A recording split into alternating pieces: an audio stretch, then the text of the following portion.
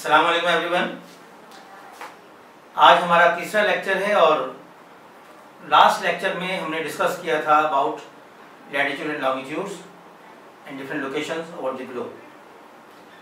आज का जो हमारा टॉपिक है इस हवाले से मैं समझता हूँ कि आपके लिए ज़्यादा इंटरेस्टिंग होगा कि इसमें बहुत सारी आपको नई चीज़ें सीखने को मिलेंगी और ये चीज़ें जब तक आप कमर्शियल ज्योग्राफी पढ़ते रहेंगे आपके काम आती रहेंगी। Let's start with the topic. आप सबको पता है कि हम जमीन पर रहते हैं। द अर्थ, दो बड़े group, land and water. 29% land, 71% water bodies. This 29% land divided into 7 continents: Asia, Africa, North America, South America, Europe, Australia and Antarctica. In the same way, the 5 water bodies, these are known as 5 oceans, are Pacific Ocean, Atlantic Ocean, Indian Ocean, Southern Ocean and Arctic Ocean. This distribution have one interesting thing.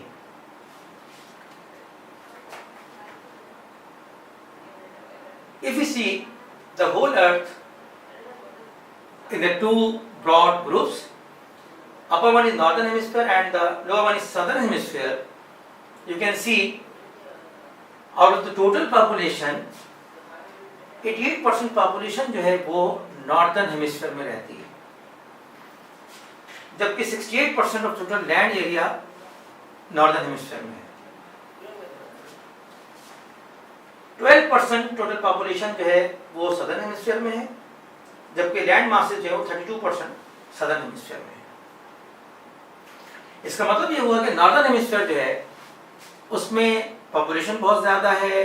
Population ज़्यादा होने की वजह से activities बहुत ज़्यादा हैं और different चीज़ें जो है सारी आपको वहाँ पर ज़्यादा मिलती हैं, जबकि इसके मुकाबले में हमारा जो सदर्न हेमिस्फीयर है यहाँ पर वाटर बॉडीज जो हैं वो बहुत ज़्यादा हैं लैंड मासेस के मुकाबले में।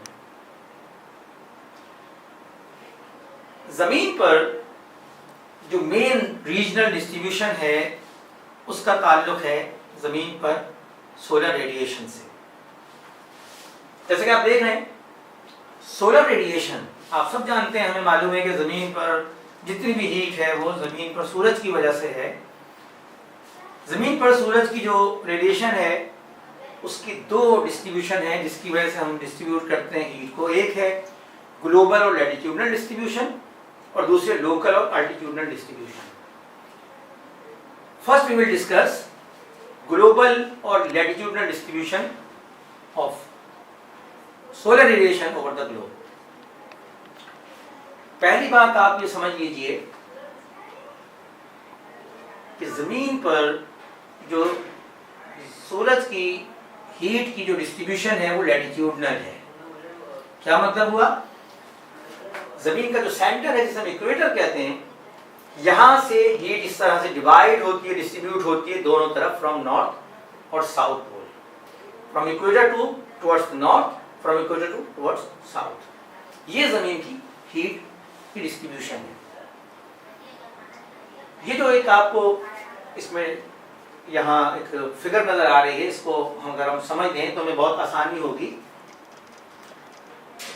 ये जो 4 आपको रेड स्पॉट्स नजर आ रहे हैं ये बेसिकली सूरज की परपेंडिकुलर रेज है। ये मैंने 12 मंथ्स यहाँ पे डिवाइड किए, जनवरी, फरवरी, मार्च टू दिसंबर। In March you have seen the sun rays directly fall over the equator. ये वो जगह है जहां पर सूरज की शुआएं बिल्कुल सीधी पड़ती हैं। It is about March 22nd मार्च को सूरज की शुआएं बिल्कुल सीधी पड़ती हैं इक्वेटर पर और दोनों तरफ डेज एंड नाइट्स जो है वो इक्वली डिस्ट्रीब्यूट होते हैं।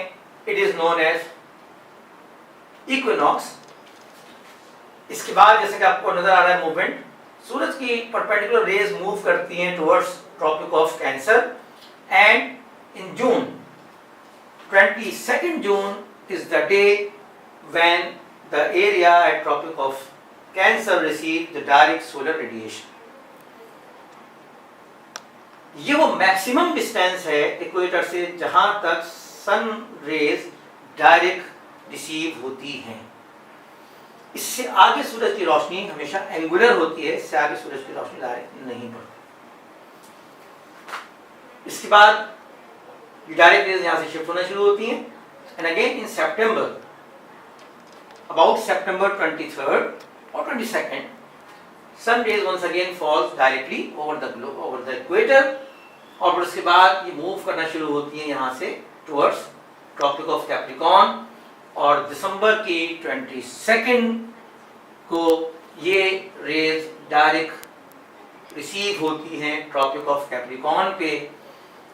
ये पूरे साल सूरज की रोशनी की मूवमेंट है, और ये जो सारे इलाके हैं ट्रॉपिक ऑफ इन दोनों के दरमियान, ये वो इलाके जहां सूरज की शुआएं सीधी पड़ती हैं या 90 डिग्री पर रिसीव होती हैं। On behalf of this movement of sunlight over the globe, हम जमीन को डिफरेंट ज्योग्राफिकल रीजन्स में डिवाइड करते हैं। पिछले लेक्चर में हमने डिस्कस किया था, these are the important lines: 0 degree equator, 23.5 degree in the north tropic of Cancer, 45 degree mid latitude, 66.5 degree Arctic circle, and then North Pole at 90 degree north. And in the same way, we have the values in southern hemisphere. Now today our topic is कि जमीन पर जो सूरज की रोशनी की distribution है, इसके लिहाज से डिफरेंट रीजन्स डेवलप होते हैं। Equator at the centre of the earth, then we have 23.5 north and south, the maximum distance from equator जहां तक सूरज की रोशनी डायरेक्ट रिसीव होती है, लिहाजा ये स्पेशल एरिया बन जाता है जिसे हम कहते हैं ट्रॉपिकल रीजन।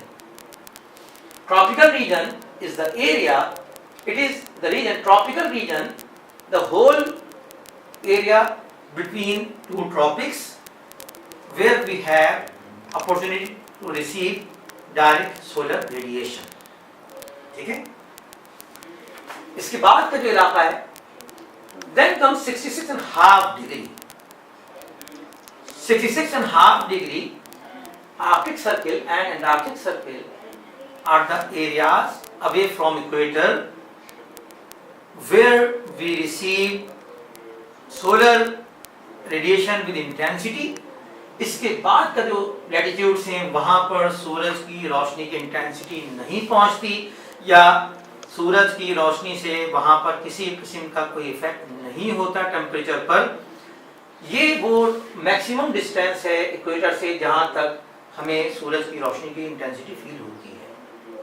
इस वजह से ये एक और अलग रीजन बन गया, 66.5 डिग्री से ऊपर 90 डिग्री नॉर्थ की तरफ, और जहां 90 डिग्री साउथ की तरफ जो इलाके हैं ये कहलाते हैं polar region. And because there is no intensity of heat over there, जिसकी वजह से ये सारा साल ठंडे इलाके रहते हैं, and they both known as polar regions.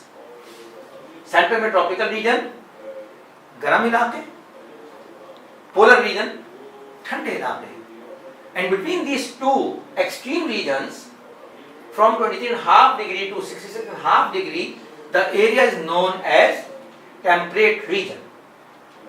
This area is known as temperate, आपको लिखा हुआ नजर आ रहा होगा, this is temperate region, the area between Tropic of Cancer and Arctic Circle and tropic of Capricorn and Antarctic circle is known as temperate region। इस तरह हमारे पास 3 रीजन हो गए। First tropical region, the hot area, second polar region, the cold areas, and between these two we have temperate region with mild temperatures, ना बहुत ज्यादा गर्मी ना बहुत ज्यादा सर्दी। ये हमारे 3 मेजर ज्योग्राफिकल रीजन्स हैं। अब इसके बाद 3 और रीजन हमारे पास जो डेवलप होते हैं, जैसे कि आपको नजर आ रहा होगा एट 0 डिग्री इक्वेटर आपको एक और शार्प रेड नजर आ रही है, red line. The areas near equator are the areas where we have special feature for light and day and night distribution. इस एरिया को हम कहते हैं equatorial region. Areas near equator up to 10 north and south are known as equatorial region, and the feature of this region is they are always hot areas.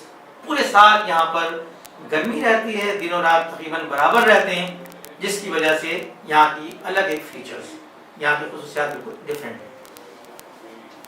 इसी तरह से tropic of cancer के साथ जो इलाका है टेम्परेट रीजन का, एक मिसाल आपको मैं देता हूँ. आप लोगों को बचपन आपको याद होगा, जब छोटी क्लासेस में आप अपने स्कूलों में जाते हैं तो आपकी मामा आपको पराठा और कबाब या अंडा पराठा बना के दिया और आपके बैग में रख दिया. तो वो जो बुक्स और कॉपीज उस लंच बॉक्स के साथ होती हैं वो भी गर्म हो जाती हैं. वो गर्मी उस पराठे और अंडे की है, लेकिन क्या हो रहा है कि उसके अटैच होने की वजह से वो बुक्स भी निस्बतन गर्म हो जाती हैं. सेम यही पोजीशन आप यहाँ पे समझें कि ये जो इलाका है टेम्परेट रीजन का, basically it is mild temperature, लेकिन क्योंकि ये अटैच है हॉट रीजन से, उस हॉट रीजन की वजह से एक बेल्ट इसकी भी डेवलप होती है जो कि निस्बतन गर्म हो जाते हैं. और ये इलाके बावजूद टेम्परेट लैटिट्यूड होने के ये इलाके निस्बतन गर्म हो जाते हैं और एक नया रीजन हमारे पास डेवलप होता है जिसको हम कहते हैं सब ट्रॉपिकल रीजन.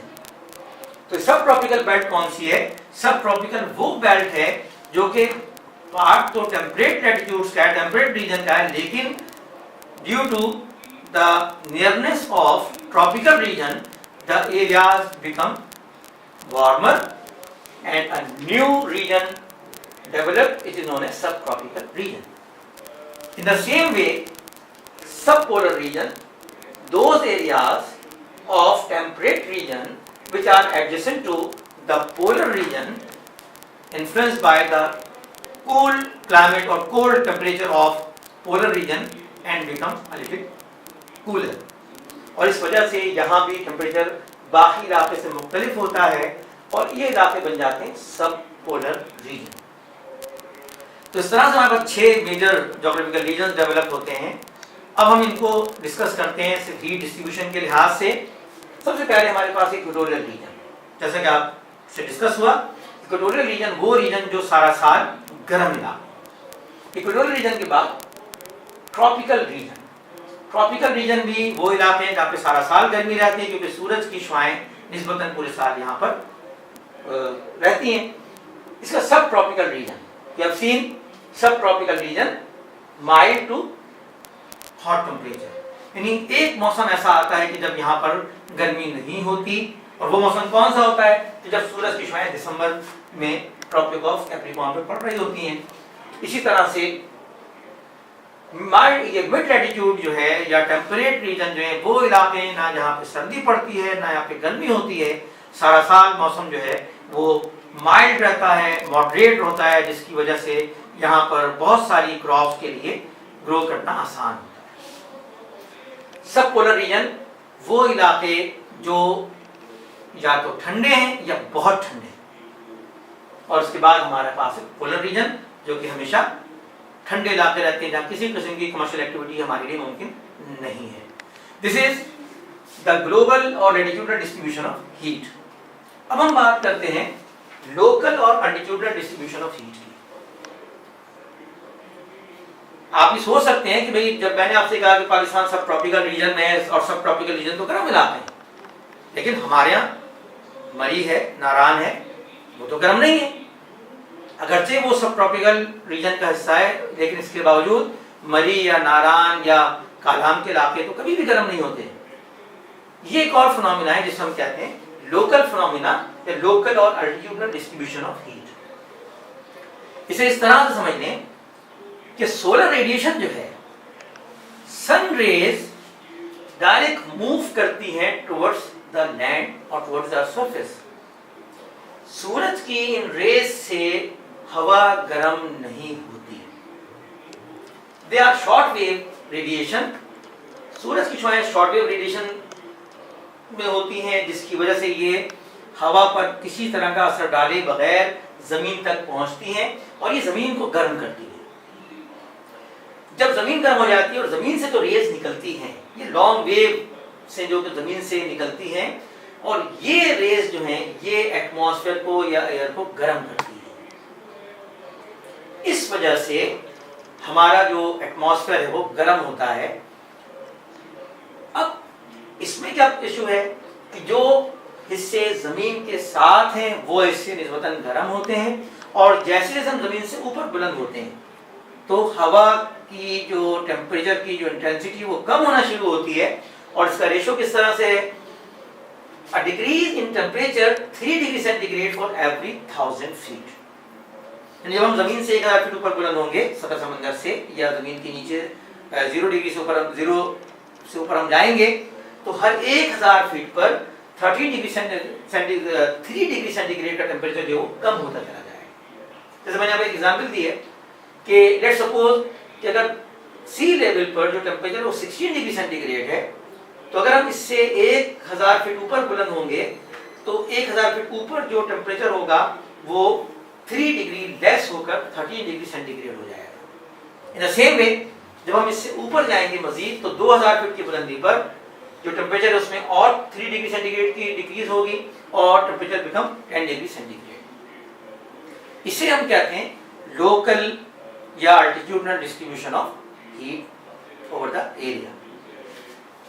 इस पूरे टॉपिक में जो चीज़ हमने डिस्कस की हैं ये बहुत अहम इस हवाले से हैं कि इसकी मदद से हमें ये अंदाज़ा होता है कि कौन से इलाके किस किस्म की क्रॉप के लिए और एक्टिविटी के लिए ज़्यादा अहम है। नेक्स्ट जो हमारा टॉपिक होगा उसमें हम इसी चीज़ को आगे आपके साथ प्रैक्टिकली एग्जामिन करेंगे कि कौन कौन से मुल्क हैं जो इन इलाकों के हिसाब से हमारे सामने हैं। और जो मेरा इससे पहले का लेक्चर था उसमें आपने यकीनन अंदाज़ा लगाया होगा कि आपकी जो लैटिट्यूड्स और लॉन्गिट्यूड्स की नॉलेज है वो यहाँ पर आपकी कितना काम आएगी। बहुत शुक्रिया। नेक्स्ट क्लास में आपसे इंशाल्लाह जल्द मुलाकात होगी।